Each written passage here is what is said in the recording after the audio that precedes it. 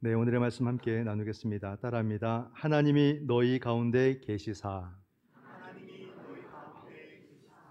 네, 원래 앞에 한 단어를 더 붙여서 제목을 잡으려고 했는데 길어서 하나를 이렇게 좀 짧게 했습니다. 앞에 있는 단어는 살아계신 하나님이 너희 가운데 계시사. 이게 성경의 문구를 그대로 가져온 거죠. 우리의 모든 삶 속에 항상 하나님이 함께 하심을 항상 온전히 믿으시는 성도가 되시기를 바랍니다. 아는 성도가 아니라 믿어지고 느껴지고 또 체험하는 그런 신앙이 진짜 신앙이 되는 거죠. 해서 우리의 삶 속에 하나님의 은혜가 얼마나 크고 귀하게 임하는가, 이것을 매일같이 우리가 느끼고 살 수 있다면 또 얼마나 좋겠는가, 그런 생각도 하게 됩니다. 우리가 2주에 걸쳐서 모세의 이야기를 통해서 우리가 하나님의 은혜를 묵상을 했습니다.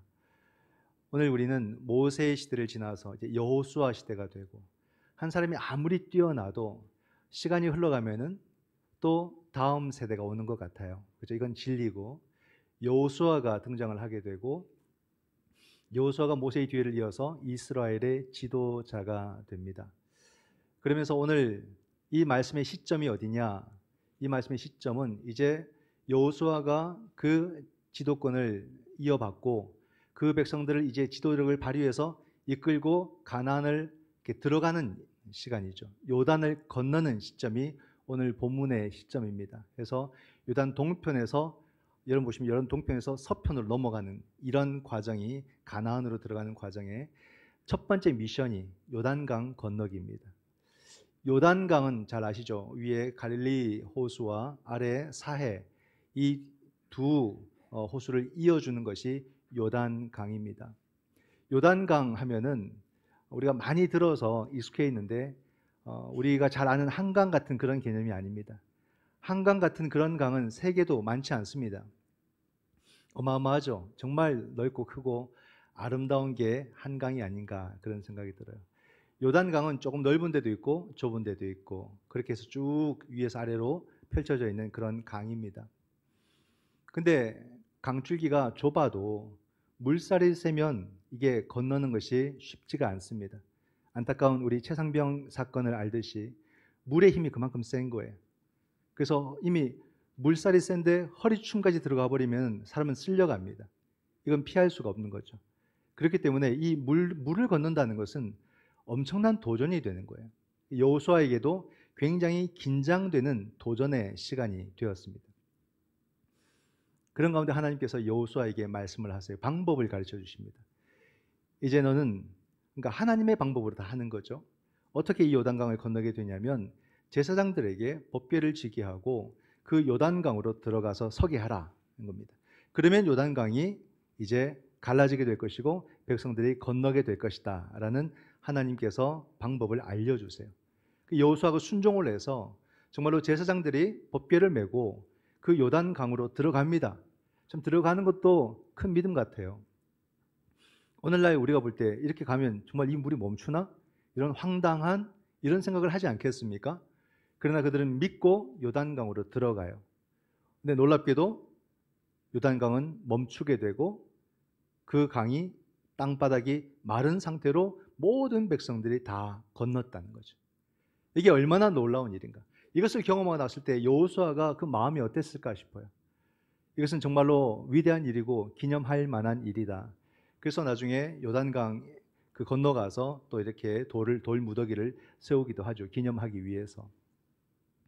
이와 유사한 이야기는 이 시점으로부터 40년 전에도 있었어요. 모세의 이야기 아닙니까? 모세가 그 백성들을 이끌고 이제 딱 나왔습니다. 야심차게 나왔는데 그들을 가로막고 있는 것은 홍해였어요. 이 홍해를 건넌다는 것은 거의 불가능한 그런 상황이 된 거죠. 근데 뒤에서는 애굽 군대가 그들을 다시 잡으려고 오고 있었기 때문에 어떻게 피할 방도가 없습니다. 굉장히 위기에 맞닥뜨리게 된 거죠. 그 백성들이 모세를 향해서 막 원망을 쏟아내기 시작합니다.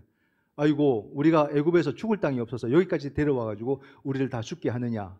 모세를 막 조롱하고 비웃고 막 모세를 공격하려고 하고, 그런 분위기가 만들어졌어요. 그때 하나님께서 또 모세에게 찾아오셔서 말씀으로 알려주십니다. 너는 너의 손에 들고 있는 그 지팡이를 가지고 홍해를 가리키라는 겁니다. 그리고 그 홍해를 갈라지게 하라는 거예요. 어찌 보면 황당한 하나님의 명령이지만 모세는 순종을 했고, 모세가 순종하는 그 순간에 돌풍이 불기 시작하고 밤새도록 바람이 불어서 그 홍해가 갈라지며 땅이 마르게 하나님이 만드시는 그 작업을 그냥 그대로 보는 거죠. 하나님의 구원하심을 보는 겁니다. 그리고 그 백성들이 전부 다 그 홍해를 건넜다라고 성경은 말해주고 있습니다. 강만 다르지, 바다만 다르지 같은 사건이다는 거죠. 이거 볼 때 이 위대하고 이런 놀라운 일들 속에서 과연 이 사건이 우리에게 주는 그런 메시지가 무엇인가라는 거예요. 이런 놀라운 일들이 우리에게 보여주는 그런 의미가 무엇인가? 이런 사건을 보시면 어떤 마음이 듭니까? 나에게도 기적 좀 일어나면 좋겠다, 이렇게 생각하는 분이 계실 거고, 고개를 끄덕이신 분들은 그쪽 부분일 것이고, 또 어떤 분들은 오늘 같은 시대는 기적이 없다, 이렇게 딱 단호하게 또 단정 짓는 분들도 계실 수가 있습니다. 젊을수록 좀 더 이성적이고 과학적이다 보니까 이런 것들을 부정할 수도 있겠죠. 그러나 여러분, 우리가 오늘을 살아도 신비나 기적을 우리가 못 믿을 이유는 없다는 것입니다. 왜냐하면 과학은 모든 것을 다 증명해낼 수 있느냐는 거예요. 증명해낼 수 없다. 이 광활한 우주의 그 비밀, 이제 막 첫걸음을 뗀 거 아닙니까? 아장아장. 근데 이 거대한 우주를 어떻게 언제 다 알 수가 있겠습니까? 그 비밀은 과학의 힘으로 끝까지는 다 알아내기 어려울 겁니다. 힘들 거예요. 우주는 그렇다 치고 우리 한 인생, 그 인생의 오묘하고 복잡하고 그 인생의 비밀도 과학이 다 증명할 수 없다 이 말이에요. 내 살아온 인생을 어느 누가 미리 알려주고 미리 그것을 말할 수 있겠느냐? 없는 거예요. 앞으로 살아갈 내 인생은 나도 모르겠는데 어떻게 과학이 그것을 말해줄 수 있겠습니까? 과학이 아무리 똑똑하고 아무리 합리적이어도 과학도 시간이 지나면 다 재평가를 받아야 돼요. 그렇죠? 요즘 하도 빠른 시대여서 10년만 지나도 아마 재평가를 받아야 될 겁니다. 지금 과학이 정의한 것들이 다 달라질 수도 있어요. 이걸 우리가 알아야죠. 모든 것이 다 변해가니까. 우리가 10년 사이에 세상이 어떻게 바뀌었는지 굉장히 빠르게 바뀌었잖아요.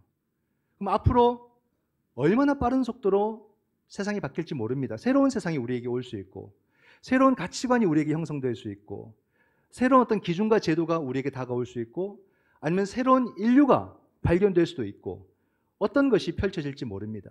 그렇게 되면 어떤 문제가 생기냐면 우리가 지금 이것이 진리다라고 말했던 모든 것은 전부 다 재해석되고 재평가되어야 되는 거죠. 그죠? 모든 기준이 달라지니까. 오늘날 신학도 달라지잖아요.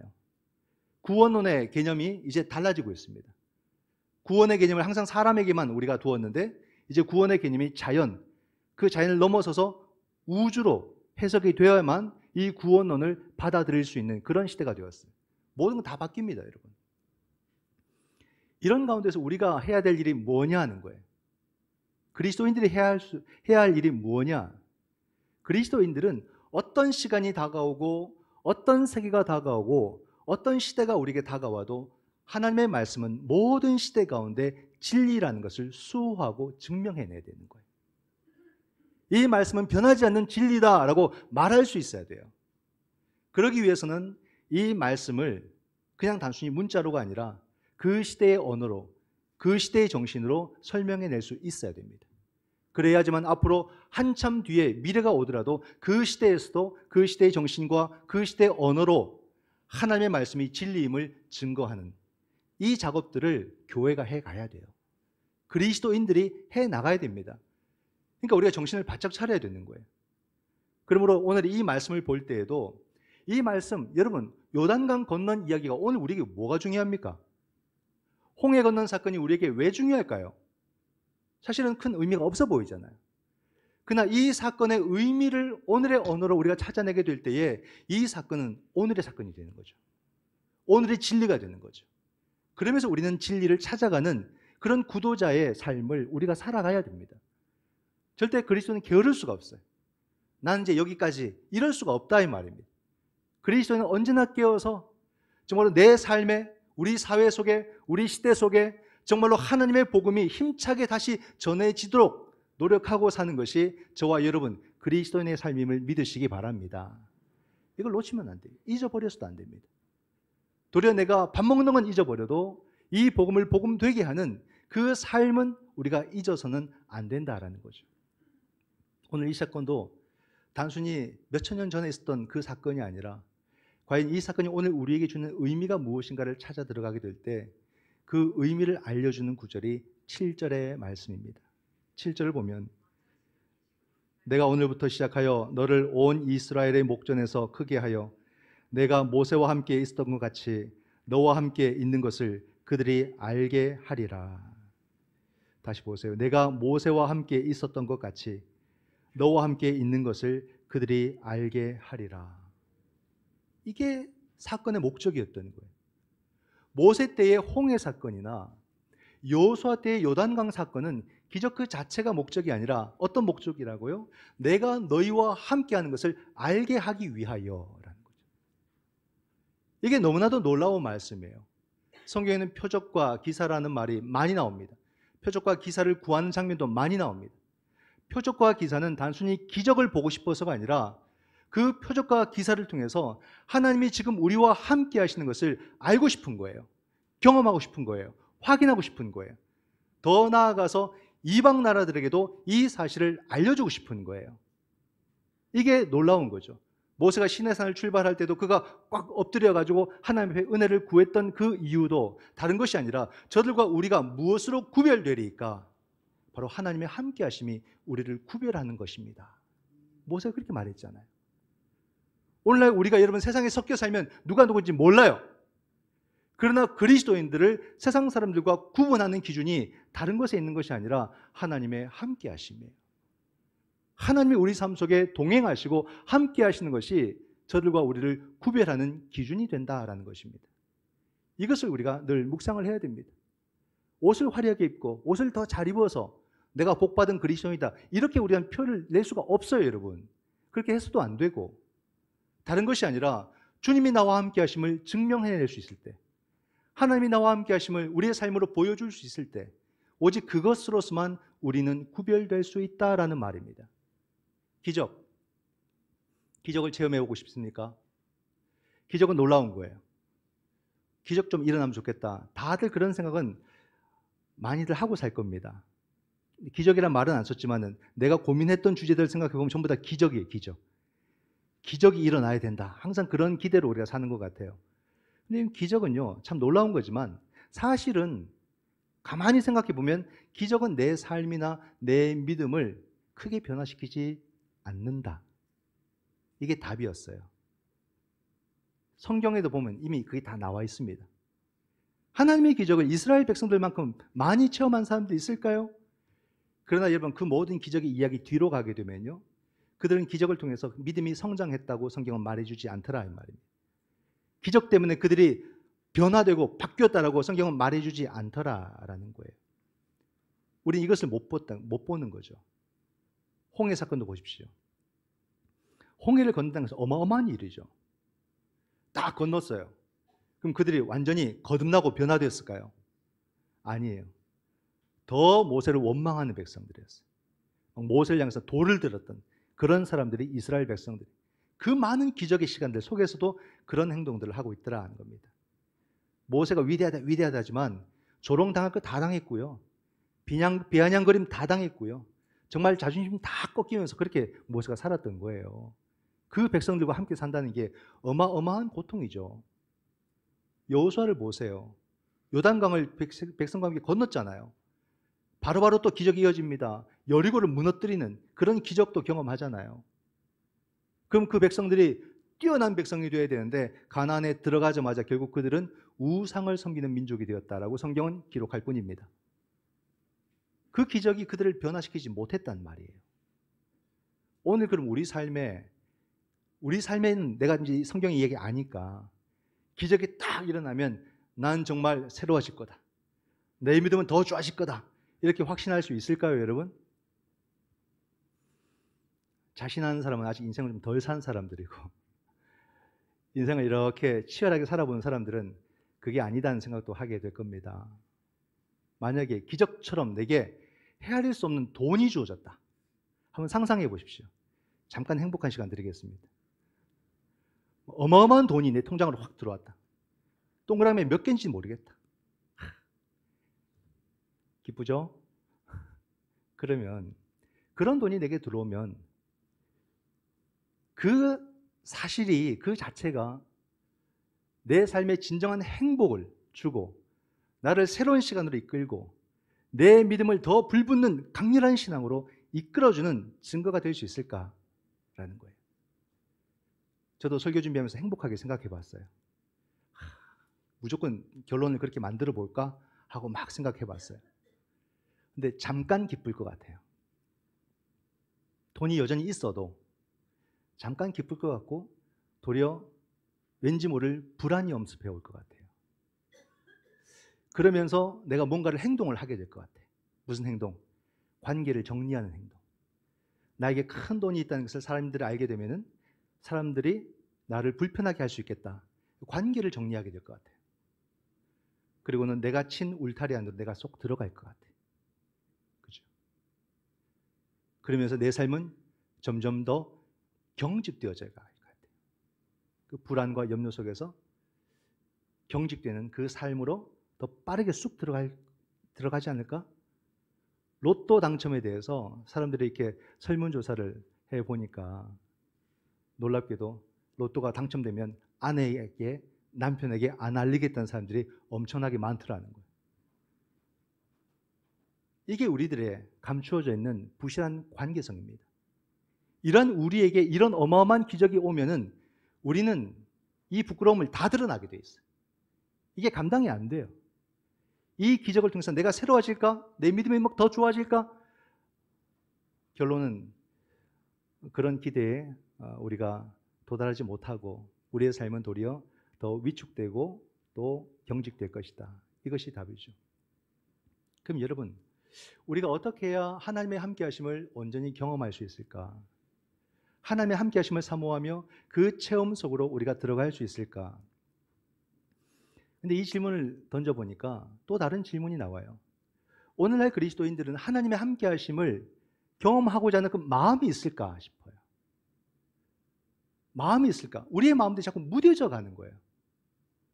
간절하면 다 빠져나가게 되고 그냥 무덤덤한 마음이 오늘 우리들을 차지하고 있지 않을까?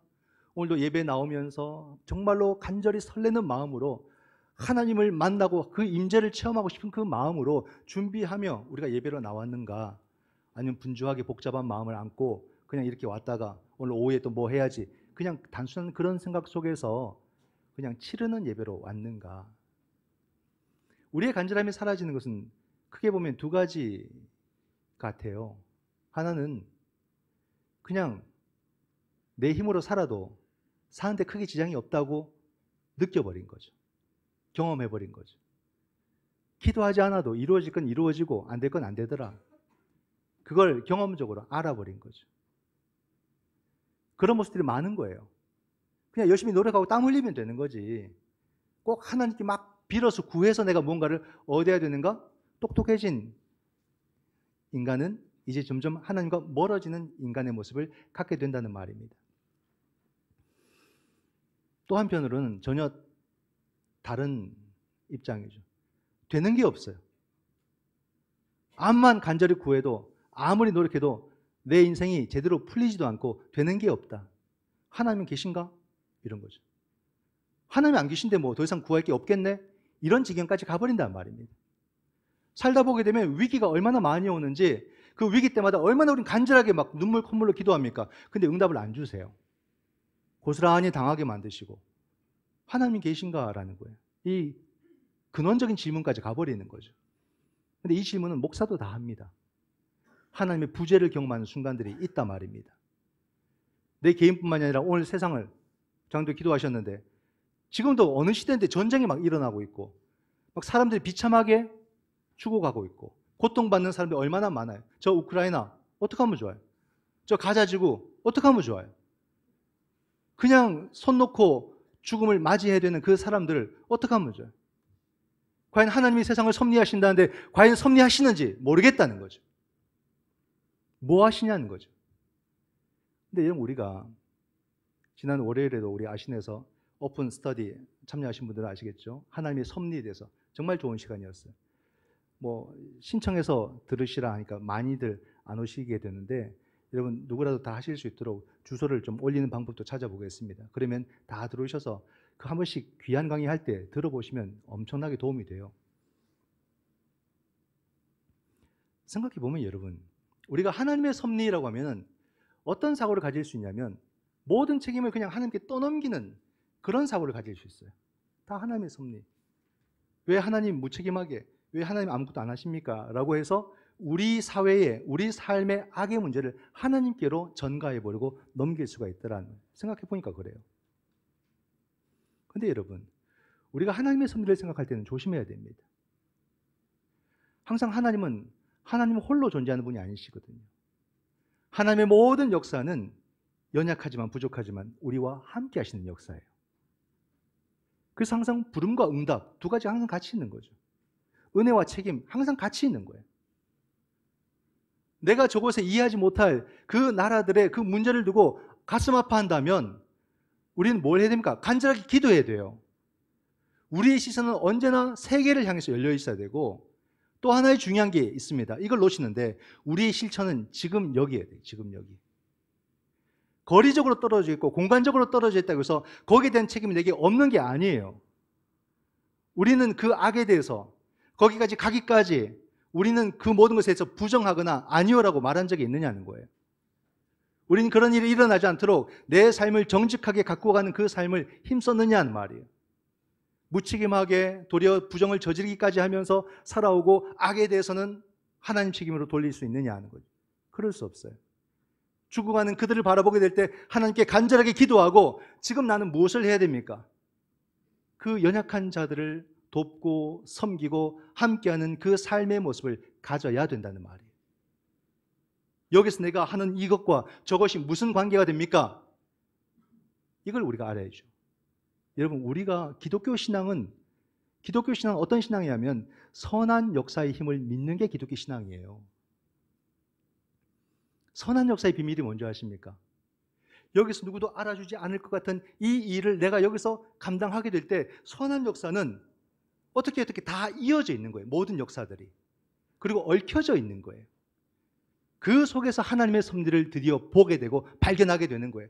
나는 어찌 보게 되면 무의미해 보이는 일이겠지만 내가 의미를 두고 선한 일을 하게 될 때에, 약자를 돌보는 일을 하게 될 때에 이 놀라운 일이 하나님의 섭리 속에 이어져서 거기서 놀라운 생명의 역사로 결과로 나타날 수가 있더라 이 말입니다.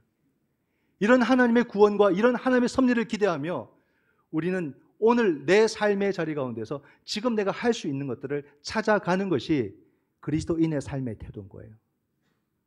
하나님은 악을 방관하지 않으십니다. 분명히 하나님께서 그 악에 대해서 심판하실 텐데 그 모든 것에 우리를 통해서 하신다는 말이죠. 그러므로 우리가 그 시간 속에서 지금 항상 응답하는 게 중요한 거예요. 내일이 아니에요. 항상 부르면 지금 응답.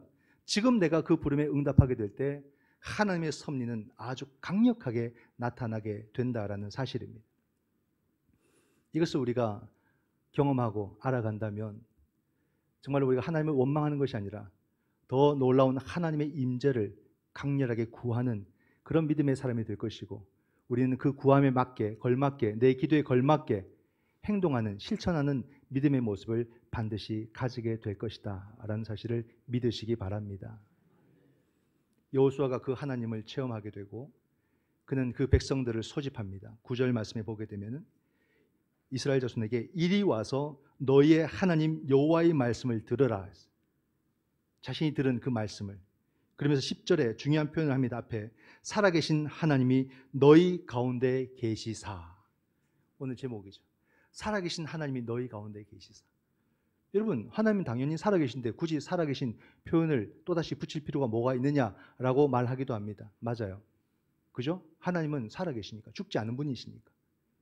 근데 이것은 단순히 문자적 의미가 아닌 거죠. 성경도 분명히 살아계신 하나님이라고 말하잖아요. 살아계신 하나님이란 어떤 의미를 또 갖고 있냐면 하나님이 우리와 함께 하신다는 의미를 갖고 있는 거예요. 하나님은 살아계시기 때문에 언제나 우리와 함께 하신다. 하나님의 부재가 하나님의 죽음을 말하는 게 아니에요. 하나님의 없음을 말하는 게 아니에요. 하나님의 살아계심은 바로 그러므로 하나님은 우리와 함께 하신다. 하나님이 우리와 함께 하신다는 의미가 또 어떤 의미가 되는 줄 아십니까? 그러므로 나는 하나님 안에서 지금 살아있다. 살아있다. 내 상황이 아무리 나빠져도, 내가 아무리 힘들어져도 내가 하나님 안에 있으면 나는 살아있다. 이게 우리의 진정한 희망이거든요. 하나님은 생명의 주인이시기 때문에 그분을 살아있는 분으로 우리가 고백하고 경험할 수 있다면 그분이 나와 함께 한다는 것도 믿게 될 것이고, 그분이 나와 함께 한다면 나는 어떤 모습 속에서도 나는 살아있다. 자기의 생명을 여러분 느끼면요, 그보다 더 큰 힘이 없어요. 어떤 순간도 어떤 상황도 이겨냅니다. 이게 그리스도인의 진정한 힘이거든요. 하나님을 통해서 내 생명의 살아있음을 체험하게 될 때에 우린 꼬꾸라지고 넘어졌다가도 벌떡 일어납니다. 그리고 또 갑니다. 아무렇지도 않게 갑니다. 세상이 이길 수 없는, 감당할 수 없는 그런 힘이 하나님의 함께 하심 속에서 나오는 거예요. 하나님의 함께 하심으로 내가 살아있음을 매 순간마다 느낀다는 거예요. 이게 얼마나 감사합니까? 살아계신 하나님이 너희 가운데 계시사, 이걸 우리가 고백할 때에 거룩한 언어를 만나게 됩니다. 어떤 언어일까요? 우리가 잘 아는 임마누엘. 이 임마누엘이라는 이 놀라운 말씀이 우리에게 다 함께하는 거죠. 하나님이 우리와 함께 하신다. 우린 이 말씀을 예수님의 탄생의 이야기 속에서 경험을 많이 합니다. 그러나 이 말씀은 이사야 선지자가 먼저 예언적으로 외쳤습니다. 이사야 7장 14절 말씀에 보면, 그러므로 주께서 친히 징조를 너희에게 주실 것이라. 보라, 처녀가 잉태하여 아들을 낳을 것이요 그의 이름을 임마누엘이라 하리라. 이 말씀을 보고서 마태가 그래서 예수님의 이름을 임마누엘로 지은 거예요. 임마누엘이라고 말한 겁니다. 마태의 고백은 뭡니까? 지금 이 예수님은 우리와 함께 하시는 하나님이다 해서 마태복음을 기록하면서 임마누엘이라고 그렇게 이름을 말하거든요. 이게 우리의 신앙이 된 거예요. 우리의 신앙은 내가 예수님을 하나님으로 믿는 신앙이에요. 우리의 신앙은 그 예수님이 지금 나와 함께 하시는 하나님이라고 고백하는 것이 우리들의 신앙이라는 말입니다. 이게 모든 그리스도인들의 신앙의 고백이고 신앙의 내용이에요. 예수님은 나의 하나님이시다. 근데 놀랍게도 2000년의 역사 속에서 모든 그리스도인들이 그 예수님을 지금 나와 함께 하시는 하나님으로 경험을 했더라 이 말입니다. 몇몇 사람들의 이야기라면 그냥 우리가 간과하고 넘어갈 수 있겠는데, 온 역사 속에서 모든 사람들이 동일하게 예수님을 나의 하나님으로 지금 체험했다는 거예요. 역사의 매 순간마다 예수님을 살아계신 나의 하나님으로 매번 체험했더라 이 말입니다. 그게 바로 교회의 역사였고 그것이 바로 교회의 힘이었어요. 교회가 지금까지 올 수 있었던 유일한 이유, 바로 그 이유가 예수님이 지금 나와 함께 하시는 하나님이셨기 때문이라는 겁니다. 왜 여기까지 힘써 말씀을 전했을까요? 여러분, 우리가 경험할 수 있는 최고의 은총과 진짜 은총은 무엇이냐는 겁니다. 우리가 누릴 수 있는 최고의 은총은 바로 십자가의 주님이 나와 함께 하시는 거예요. 그 부활의 주님이 그 누구 아니라 나와 함께 하시는 하나님. 이게 우리의 신앙이고 이게 가장 큰 은총입니다. 이보다 더 큰 은혜는 우리에게 없습니다. 우리가 이 신앙을 가질 때만 우리 인생에 답이 있음을 믿으시기 바랍니다. 예수님을 통해서 무엇을 얻어서 답을 얻는 것이 아니라 바로 그 십자가와 부활의 주님이 나와 함께 하시는 주님이라는 것을 경험하게 되는 순간이 내 모든 삶의 답이 됨을 믿으시고, 그 주님을 경험할 때 그 주님이 내 삶을 인도해 주실 것이며 주님 안에서 날마다 내가 살아있음을 체험하게 될 줄 믿습니다. 주님이 함께 하시는 복된 인생 되시기를 주님의 이름으로 축원드립니다. 아멘. 기도하겠습니다.